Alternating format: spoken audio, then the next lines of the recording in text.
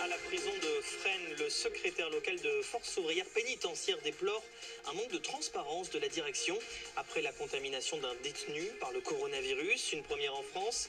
Ce surveillant regrette de ne pas avoir été informé suffisamment tôt. Il n'a appris cette contamination que le lendemain de l'hospitalisation du détenu. Un premier cas également au Sénat, la sénatrice de Lozère, Guylaine Pentel, contaminée. Du côté de l'Assemblée nationale, 10 députés testés positifs. Éviter l'automédication, le seul médicament autorisé, c'est le paracétamol. Les conseils sur France Info du médecin Jacques Battistoni. Les anti-inflammatoires type ibuprofène et cortisone pourraient aggraver l'infection de coronavirus, selon le ministre de la Santé. Le Maroc réautorise les vols vers la France après les avoir stoppés en raison de cette épidémie.